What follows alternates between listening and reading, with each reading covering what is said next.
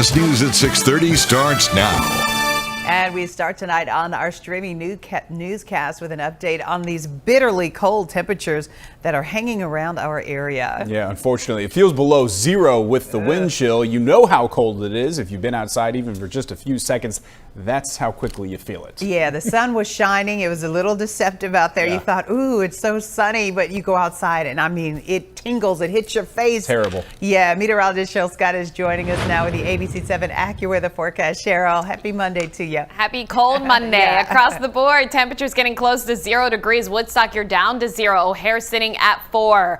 Well below average and bitterly cold temperatures will be the theme as we head into the overnight hours, with wind chills staying near and below 0. It feels like it's anywhere from about 5 to 15 below right now. We are quiet in terms of our sky conditions, but increasing clouds expected later tonight. We'll be watching our futurecast here as we go into the afternoon tomorrow. Becoming cloudy. Temperatures, though, getting close to 20 degrees. But here comes the next system that will bring us some light accumulating snow beginning Wednesday or overnight Tuesday and early Wednesday, continuing Wednesday morning with some scattered snow out in time for the morning commute, but definitely some slick roads because the possibility of a dusting up to about 3 inches of snowfall not out of the question. On Wednesday afternoon near 30, that will be the warmest day of the next about 10. And then again, late Wednesday, another little round of snow. So a bit active for the middle of the week with a few inches of snow possible, but then dangerous cold moving in to end the week and the weekend. Coldest area yet this season. We'll talk about how cold it will feel coming up. All right, Cheryl, thank you. Hundreds of people marching downtown on this MLK Day to protest against ICE and the first year of President Trump's second term.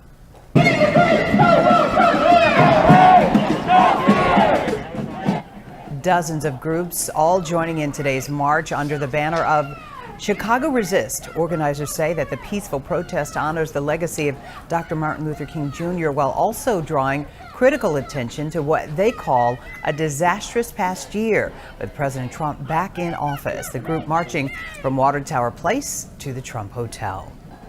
The leaders from all 27 European Union nations are set to meet this week in response to President Trump's escalating threats to acquire Greenland. The president is vowing to impose tariffs on NATO allies who get in his way, insisting the U.S. needs Greenland for national security. ABC's Christian Cordero has the details from Washington. Today, European leaders are rallying around Greenland and Denmark's efforts to ward off the Trump administration's escalating threats. The Danish foreign minister meeting with his British counterpart today as Trump talks about levying tariffs against NATO allies who get in his way of acquiring Greenland, a Danish territory. There are red lines which can't be crossed. This is a matter of basic principles, and we are living in 2026 where you can trade with people, but you can't trade people. Trump warned starting February 1st, a 10% tariff will be imposed on all goods sent to the U.S. from 8 NATO nations, including Denmark, the UK, France, and Norway. The British Prime Minister calls the threat, quote, completely wrong. The Norwegian Prime Minister says President Trump seems very preoccupied with the Nobel Peace Prize, which is given by a Norwegian committee, not by the Norwegian government, adding that Trump sent him a message over the weekend reiterating his desire to take control of Greenland, writing in part, quote, considering your country decided not to give me the Nobel Peace Prize for having stopped 8 wars plus, I no longer feel an obligation to think purely of peace, insisting he's instead weighing the U.S.'s interests. The Trump administration has long claimed it needs Greenland for national security reasons. The president is looking at Greenland as a strategic asset for the United States. We are not going to outsource our hemispheric security to anyone else. NATO allies have since stepped up forces in the region in response to Trump's security concerns. Still, the administration isn't satisfied. When asked today about Europe retaliating against the administration's threats, Scott Bessent said this. I think it would be very unwise. That message from the administration comes as the Supreme Court weighs whether Trump is using his emergency powers appropriately in imposing tariffs. A decision is expected by this summer. Christian Cordero, ABC News, Washington. As tensions rise over Greenland, some of the nation's top Catholic leaders are issuing a rare moral warning. Chicago's Cardinal Blaise Cupich and the Cardinals of Washington and Newark released a joint statement today. They're questioning a force-first approach to U.S. foreign policy, and they're urging leaders to follow the teachings of Pope Leo. it's clear that both Denmark and the people of Greenland do not want to give up their sovereignty of the territory, and also the use of force to violate the territory of countries like we had in Venezuela. All of that, in many ways, upsets the order within society and the world. The Cardinals warned that pressure and power cannot replace diplomacy. They say human dignity must come first. Tensions are boiling over in Minnesota as protests continue nearly 10 days after the death of resident Renee Good. She was shot by an ICE agent. Enforcement operations are continuing in the city right now, and ABC's Michelle Franzen has the latest tonight. Homeland Security says DHS law enforcement has arrested 3,000 people in the past 6 weeks. Multiple attorneys allege some of those detained during operations and protests, including at least one U.S. citizen, have been denied by DHS their constitutional right to see an attorney. In a statement, DHS is denying those claims, adding all detainees, quote, have opportunities to communicate with their family members and lawyers. ICE out! Protect our routes! Despite the cold, protests have not stopped. Community response members warning residents when ICE agents are nearby and taking down vital information of those taken into custody. You know, videotape, do constitutional observing, blow whistles, let neighbors know that ICE is on the block and it's not safe to come outside. President Trump says he doesn't plan to invoke the Insurrection Act in Minneapolis for now. 2 defense officials say 1,500 active duty troops are on alert in case of deployment. Michelle Franzen, ABC News, New York. Back here at home, Chicago police are looking for this group. Police say the men and one woman are behind a strong armed robbery on a CTA train in Inglewood. It happened today on a Red Line train near 63rd and Wentworth. If you have any information about this group, police want to hear from you. It was a day of service combined with a call to action as hundreds gathered for the annual Rainbow Push Breakfast to honor the work and legacy of Dr. Martin Luther King Jr. State and local elected officials also using this day to speak to a variety of political concerns. ABC7's political reporter Craig Wall with more tonight. Oh, one day. The voices of the Leo High School choir were music to the ears of the nearly 1,000 people who gathered for the Rainbow Push MLK breakfast, but many other things happening across the country and around the world are not. You know, I think sitting here today, I don't believe anyone in this room is surprised or shocked at the extent of evil that is manifesting in our political atmosphere today. Leaders invoked the legacy of Dr. Martin Luther King Jr., but said he wanted people to not simply admire his dream, but instead to carry it forward. What will each and every one of you here today do when you leave this room? Because carrying the dream forward requires more than reflection. It requires participation. Earlier, political leaders joined those from Rainbow Push, warning about what they called attacks on democracy. I can't help but think about the parallels between the moment in history when Dr. Martin Luther King Jr. stepped up to lead and the moment that we are in right now. Reverend Martin Luther King was an American prophet. In his 1966, he wrote a book that was published in 67 called Chaos or Community. And right now, these are the things that have come to pass. We're living in a chaotic time. Reverend Jesse Jackson Sr. was unable to attend due to health issues, his son Yusef now carrying the torch. We see our streets militarized, the rule of law narrowed and abandoned, the right to vote restricted, civil rights enforcement neutered, free speech and peaceful protests not chilled, but ice frozen. So how can we not stand up and join the effort and join the push and join what we're trying to do now, which is push back against a tyranny that is coming out of Washington, D.C.'s White House? Many area Democrats applauding this day as a chance to keep hope alive. I just encourage people that are being challenged, ironically by our own government, to lean into the teachings of Dr. King. Craig Wall, ABC7 Eyewitness News. Craig, thank you for that report. Tonight, our Samantha Chapman is catching up with Derrick Rose. The former basketball star is talking about life after the Bulls It is a story that is making Chicago proud. But first, an Oscar and Tony-winning artist debuts a new exhibit of his costumes here in Chicago, from everything from Wicked to Hamilton. Jose Sanders introduces us to Paul Tazwell.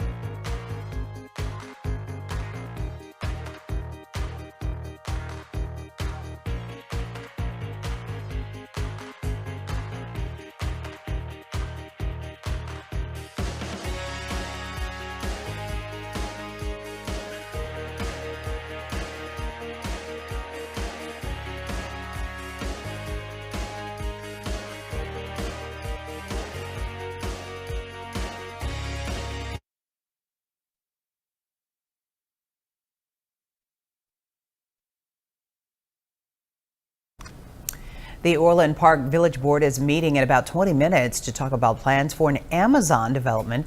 Now, this would be on 35 acres at 159th Street and LaGrange Road. Now, the property would include a massive building for retail and a warehouse.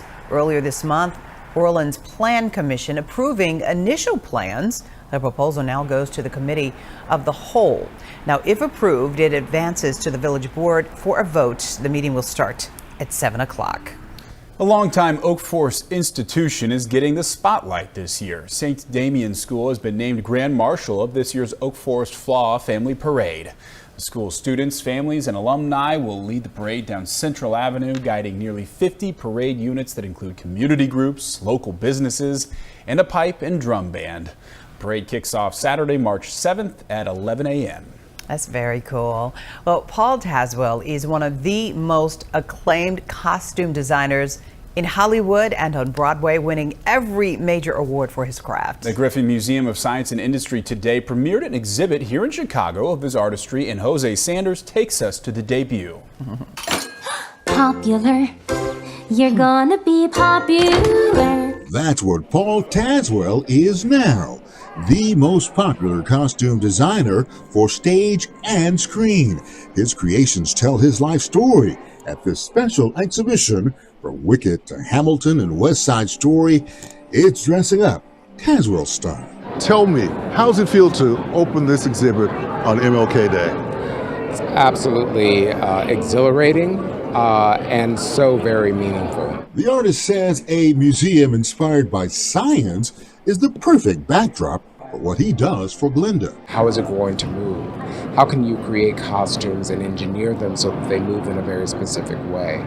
All of that is the science of clothing. It's technology that's informed by 3D printing, by digital laser cutting, all of those elements together, that is within the world of science. Thank you to my mother who taught me how to sew. Did she see something in you, a flair, an artistry way back then? I believe absolutely. I mean, she was the one that taught me to draw. She was the one that taught me to sew. She was the one that taught me to be a problem solver.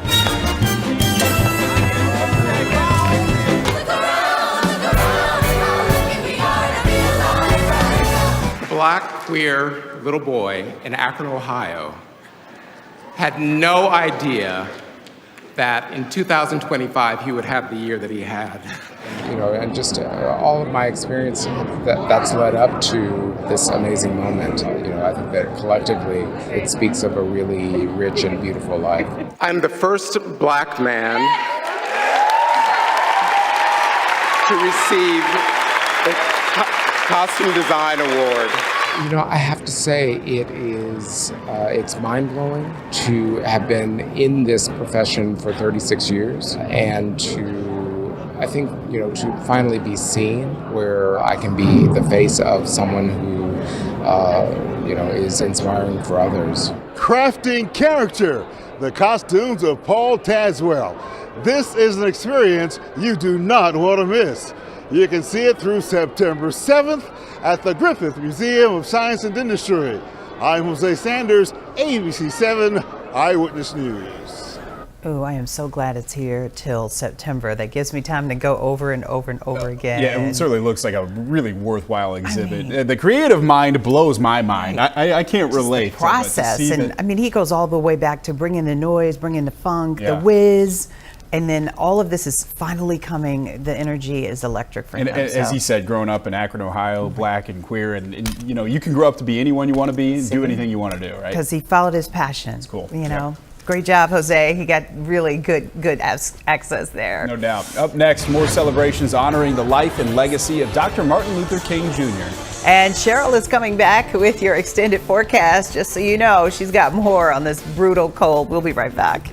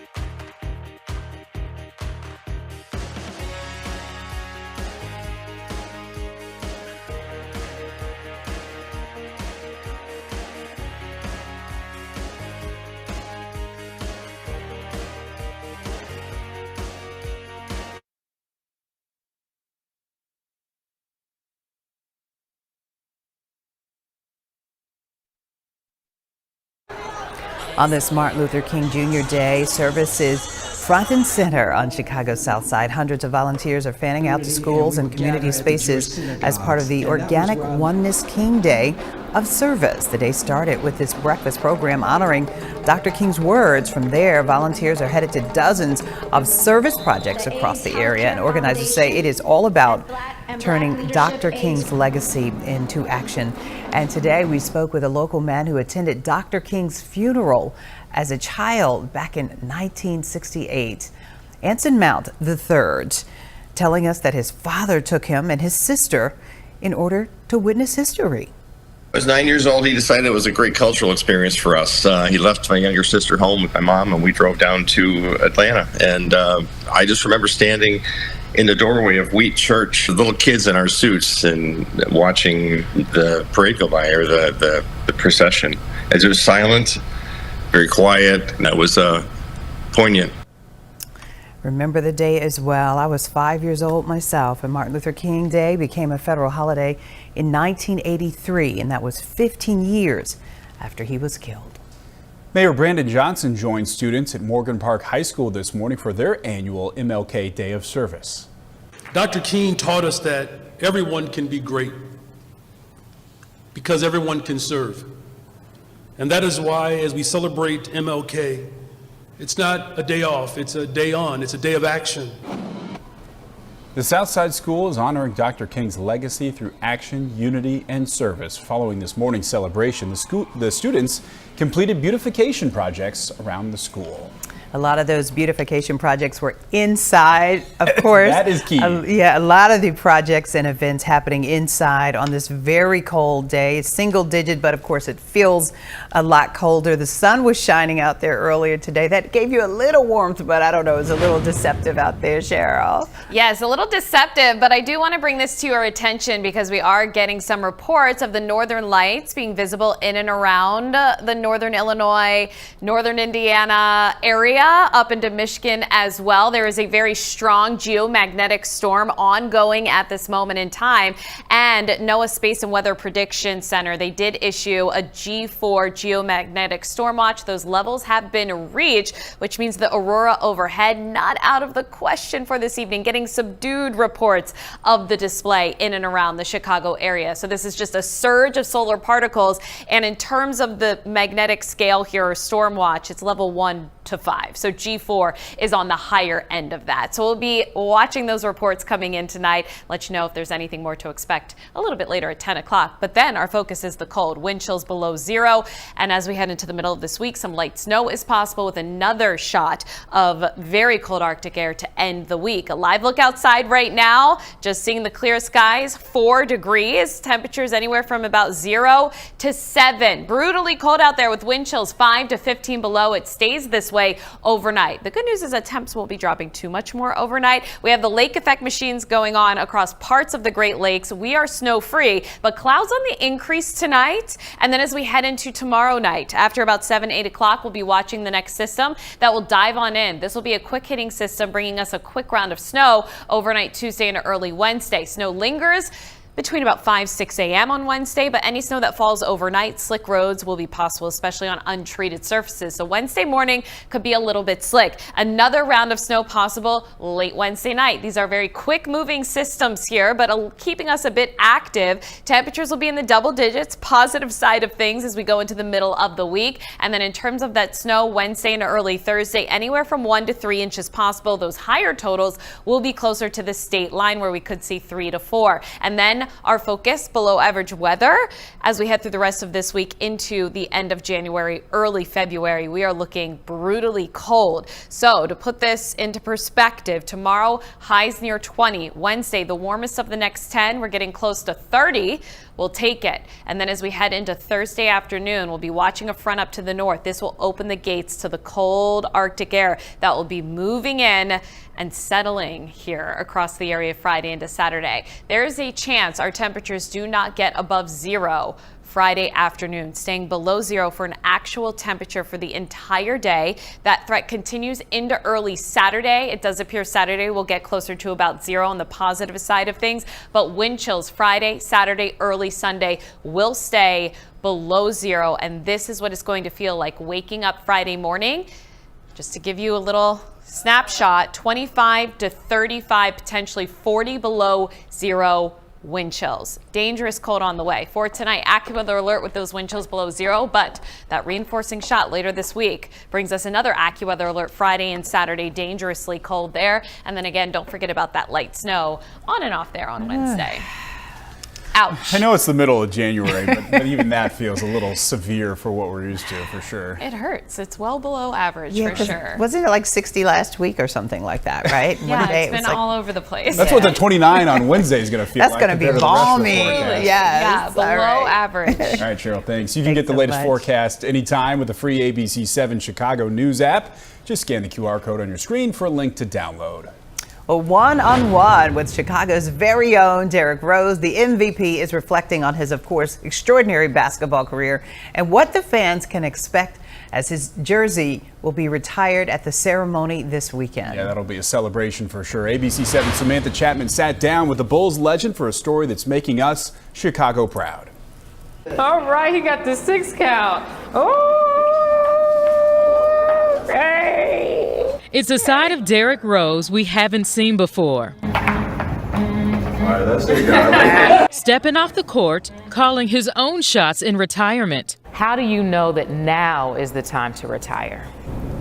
I mean, I've been fighting that moment for like 3 or 4 years before I retired. I couldn't trade going back in for the life that I was curating with my family and curating with my kids and seeing like how my presence played a role, like a huge role. Retiring with no regrets after giving the game his all. I feel like I practiced my butt off. I feel like only if people knew how much I dedicated and like sacrificed before every game. I wasn't just trying to be good, I wanted to be great. Once I got done and I felt that pressure off my shoulders of like trying to be perfect. The MVP's career didn't come without challenges. He faced several injuries in the NBA, which caused major setbacks. How did your faith get you through some of the hardest moments in your career? My story alone should let you know that like there is a God. Like it's no way that I make it out of Inglewood without toting a pistol or a gun. Not one time when I was younger, and I made it out. Making it out and coming home, Rose decided to move his family back to the city where it all began. Chicago is different than anywhere else in the world. I could be biased in a way, but for me, it's true. I feel like the city is beauty in everything. The city is beautiful. The people in the city is beautiful. My kids need to experience that because I feel like that helped me with my character. He's looking forward to giving back to the youth and starting new businesses to create more jobs for Chicagoans. I felt like basketball was handicapping. It was putting boundaries on. I read a lot, I read a ton. That's something I didn't do early on, and I feel like that's what made the transformation to what you see right now. His message to his fans ahead of his jersey retirement? Thank you once again, and hopefully I'll meet you all one day in person, but if not, come celebrate, and it will be, it's gonna be a party. Stepping his way into retirement, we are Chicago proud of our MVP. Derrick Rose's jersey retirement event is this Saturday at the United Center, and tickets are still available. D. Rose says the night isn't just about him, it's for everyone that has been a part of his basketball journey. Samantha Chapman, ABC7 Eyewitness News.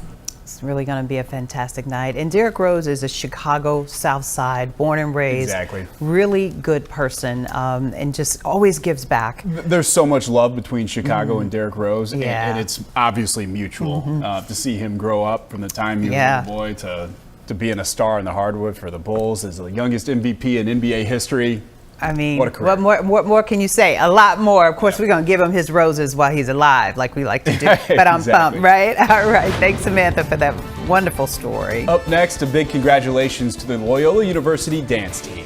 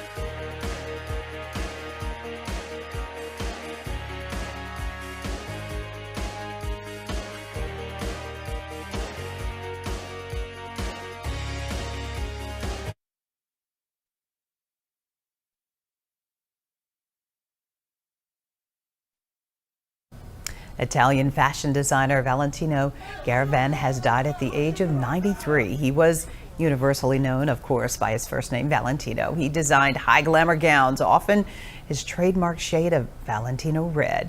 His fail-safe designs made Valentino the king of the red carpet. That's him right there at the 2011 Oscars with actress Anne Hathaway wearing, of course, one of his designs. His career started in Rome back in the 1960s and stretched nearly half a century. Valentino's Foundation says the designer died at his home in Rome. His funeral is now set for Friday. Well, we want to give a big congratulations to the Loyola University dance team. The Ramblers placed 9th in the Division I Pom category at the UDA Nationals over the weekend. They also advanced to the semifinals in the D1 Jazz category. The championship at Walt Disney World brings together the best collegiate cheer and dance in the country every year. We're cheering them on. Congratulations. No doubt. Hey, developers want to bring a little Las Vegas flair to the DC area. Okay. Yeah. Plans are in the works to make a Las Vegas style sphere in National Harbor, Maryland. Yeah, well, the smaller scale design would include an exterior light display, but have only about 6,000 seats. State lawmakers still need to sign off on it. If it's approved, it could open by 2030. That'll be a destination. It's going to be interesting. Have you seen the Vegas one? Yeah, I have, and it's phenomenal. It looks cool. It really is. It looks like you're there and whatever it is Very the show cool. you're seeing, an immersive experience. Yeah, it really is awesome. All right. Well, that's going to do it for us, I think. Are we Streaming here okay, on you this guys, on this Monday after the Bears lost? Yeah, heartbreaking Are we okay? You know, it was a little bit of a hungover Monday. Maybe literally for some, but for others, just the idea that football's over in Chicago is kind of a bummer. I know my friend said it's officially basketball season now. So, you know, because Cheryl's got her black on, I've got on my blue, because, you know, she might be mourning, I'm celebrating. I'm just cold. Okay. You know when they say it's really cold is when you go from Bears weather to Bulls weather. Oh. The good news is the Bulls play indoors, obviously. All right. Well, thanks for starting your week off with us. This is Motivation Monday. We'll see you at 10.